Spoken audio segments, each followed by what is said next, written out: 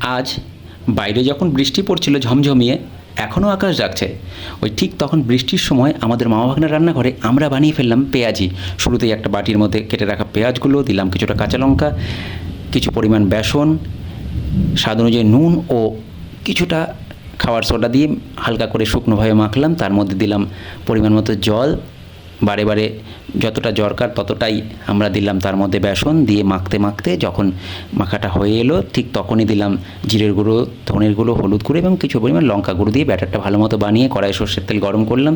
তেল গরম হতেই একে একে ছেড়ে দিলাম পেঁয়াজি। এবার ঢেকে দিলাম, তাতে ফুলে উঠলো, কিছুক্ষণের মধ্যে পাশ উল্টে দিলাম। যখন হয়ে গেল নামিয়ে নিলাম একে একে। প্রথম ধাপ।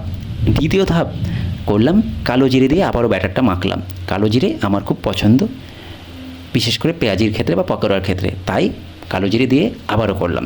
আপনাদের কোনটা ভালো লাগে, কালো জিরে দিয়ে না কালো জিরে ছাড়া? জানাবেন কিন্তু।